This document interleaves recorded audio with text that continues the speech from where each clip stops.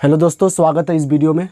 दोस्तों, पिछले वीडियो में हमने जाना था जो जितने भी इकोनॉमिक एक्टिविटीज़ है उनके डिफरेंट सेक्टर्स के बारे में, जिसमें हमने बात की थी प्राइमरी सेक्टर, सेकेंडरी सेक्टर और टर्सरी सेक्टर में। तो दोस्तों, उसी तरह फिर से हम उसी इकोनॉमिक एक्टिविटीज़ में दूसरे क्लासिफिकेशन के रूप में पढ़ेंगे। तो इस क्लासिफिकेशन में हम लोग जानेंगे दो क्लासिफिकेशन है इसमें। पहला जो क्लासिफिकेशन होगा वो ऑर्गेनाइज सेक्टर,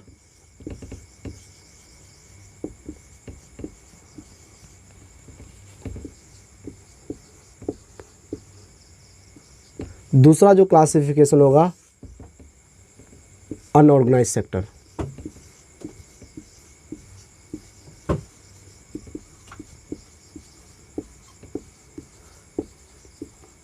ये दो तरह का सेक्टर्स है। तो सबसे पहले हम जानेंगे ऑर्गेनाइज सेक्टर्स के क्या क्या कैरेक्टरिस्टिक्स हैं, या उसके क्या कब किसी भी एक्टिविटीज़ को या किस सेक्टर को हम लोग ऑर्गेनाइज करेंगे। तो सबसे पहले हम बात करते हैं ऑर्गेनाइज सेक्टर्स का। तो ऑर्गेनाइज सेक्टर में पहला क्या है, एक इसमें फॉर्मल प्रोसेस एंड प्रोसीड्यूर होगा, यानी एक सिस्टमेटिक तरीका के द्वारा ये ऑर्गेनाइज सेक्टर चलेगा। दूसरा पॉइंट क्या है,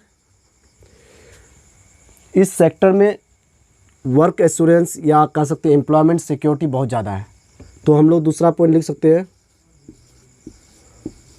वर्क एश्योरेंस रहेगा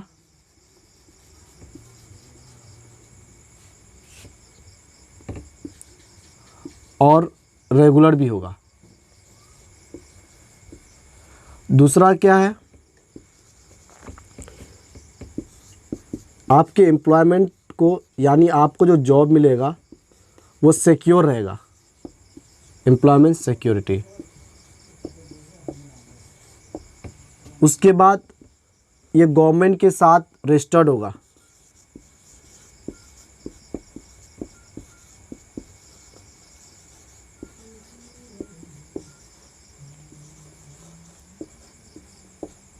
एंड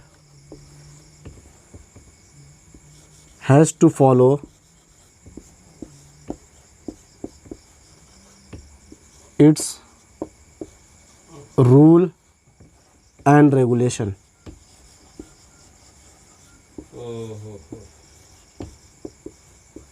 यानी गवर्नमेंट के साथ इसका रजिस्ट्रेशन रहेगा और गवर्नमेंट जो अपना नियम कानून बनाएगा उसको ऑर्गेनाइज सेक्टर में जो लोग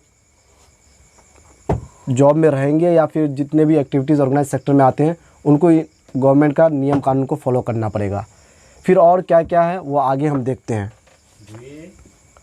और कैरेक्टरिस्टिक्स को हम आगे देख रहे हैं।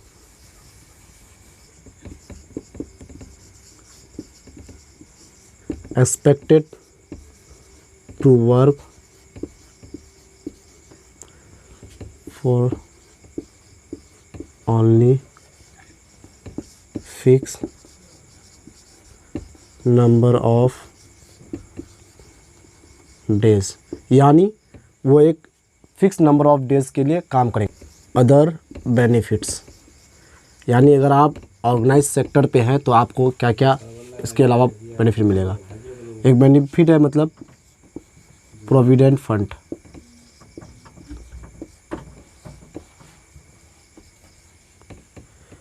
पेड हॉलीडेज,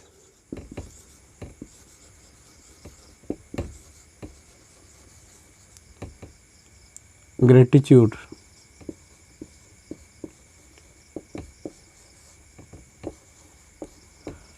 दूसरा हुआ कैरेक्टरिस्टिक इसका पेंशन आफ्टर रिटायरमेंट, यानी अगर आप रिटायर कर जाते हो तो आपको पेंशन मिलेगा। और अंतिम जो है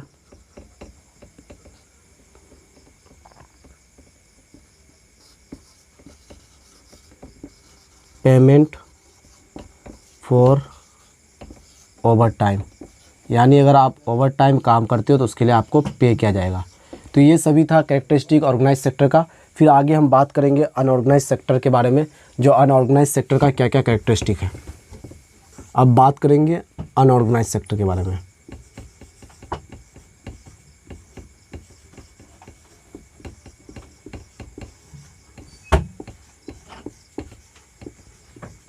इसका क्या है पहला कैरेक्टरिस्टिक, कैरेक्टराइज्ड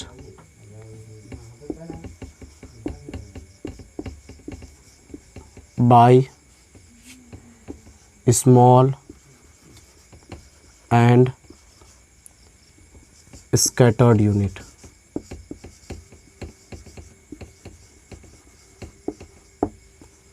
दूसरा, not registered with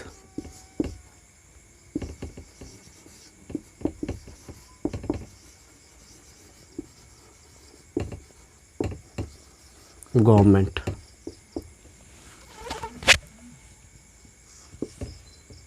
Do not follow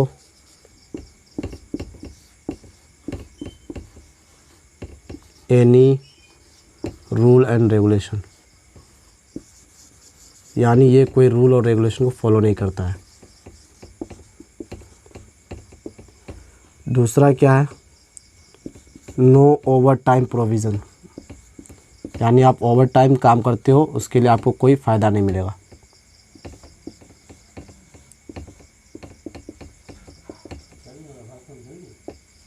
और उसके बाद जो और एक पॉइंट है वो ये है, नो एम्प्लॉयमेंट सिक्योरिटी, मतलब आपका फिक्स नहीं है जो आपको एम्प्लॉयमेंट सिक्योर रहेगा। अगर सीज़न ऑफ चल रहा है उसका तो हो सकता है कुछ एम्प्लॉयड को या जो एम्प्लॉयड है उनको कहेगा जो आप कुछ दिन के लिए आप छुट्टी में चल जाओ, तो उसमें एम्प्लॉयमेंट का सिक्योरिटी नहीं मिलेगा। और भी कुछ पॉइंट्स है उसको हम लोग आगे देखते हैं।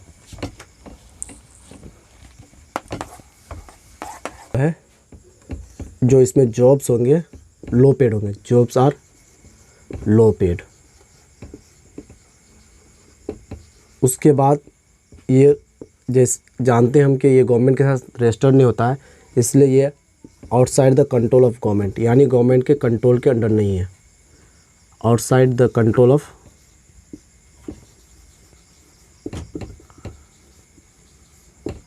गवर्नमेंट।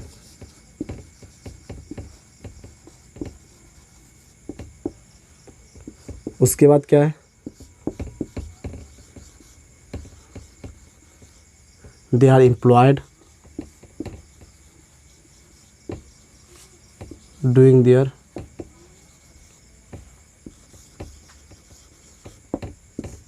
Own small job.